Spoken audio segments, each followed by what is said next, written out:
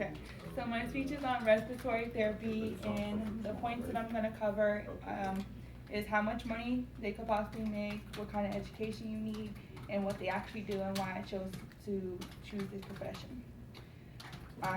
The main thing of why I chose to be a respiratory therapist is because when my grandmother was in the hospital, I caught that she had a stroke and no one else caught it, and she had breathing issues, and I'm the one that saved her.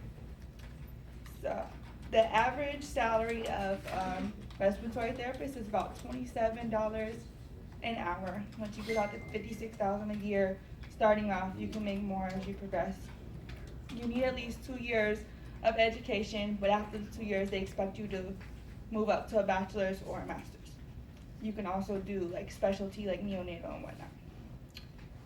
They anticipate that respiratory therapy jobs are going to triple by 2020 because about the CDC states that about 15 million people have COPD currently in the world, and they progress that to happen more because my generation, of course, there's a lot of smokers. So the more smokers are, the more likely you have the job as a respiratory therapist.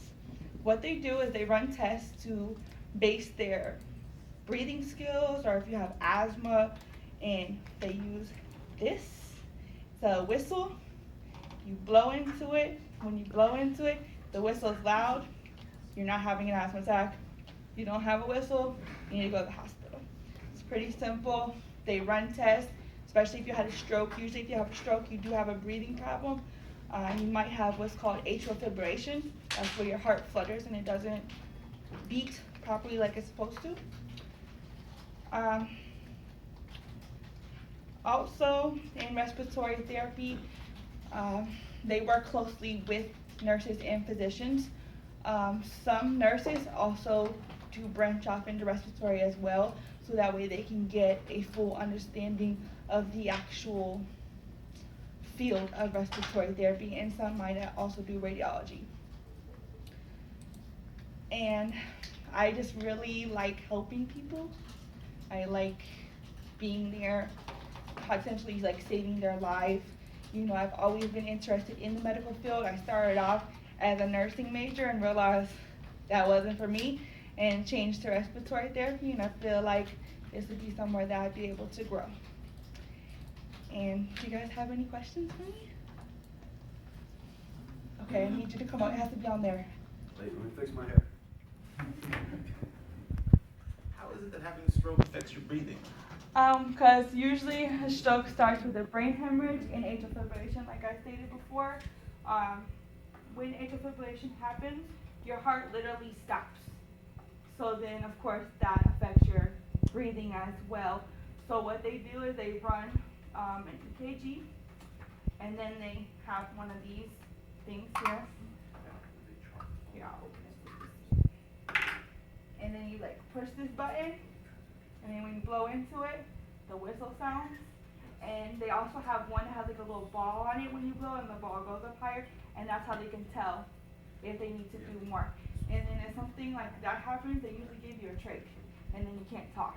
It blocks your whole speaking capability until they take it off. Then you could talk, but you can just make noise and just go. That's not fun. Yeah, it's not. Do you guys have any other questions? So just to touch base on what he said, so does the stroke affect your breathing, or does the struggle breathing contribute to the stroke? Yes. The breathing contributes to the stroke, and it all like kind of snowballs into a bigger issue because you have the brain hemorrhage or atrial fibrillation, then you stop your breathing, then you have brain damage, and then that's what causes the one side of your mouth to come up when you stroke because your brain like shuts down. Like when my grandma had her stroke, she couldn't even walk. She had to relearn how to walk, talk, everything. And how that whole started was, I saw her breathing wasn't right, and I rushed to her and gave her CPR, took her to the hospital, and they didn't say anything about a stroke or anything. And then they go, oh, she had a stroke. Good job. So I was like, why didn't you catch this before? Why did I have to catch it and save her for you to realize something was wrong? So, and then, like, she has ongoing damage from that. She can't really remember things very well, and she can't really drive as good as she used to. So once you have a stroke, it depends on where you have your brain hemorrhage on how far you're gonna progress and whatnot. Does the hemorrhage appear on the left side of the brain or? It could appear on either one. Like I have cerebral palsy and it appeared in the back part of my brain. So that's what caused me to walk differently.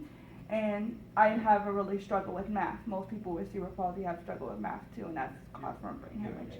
And I had a stroke when I was born as well too. If you have a hemorrhage on your right side, it affects your left side. Yeah, If you have a hemorrhage on your left side of the brain, it affects your right side. exactly. Well, I appreciate how informative it all was. I especially like learning about, how stroke, heart problems, breathing problems, brain Right. problems. I appreciate all that. What I could say, points for improvement, is I once took a public speaking course, and I would always advise against holding an item while giving a speech.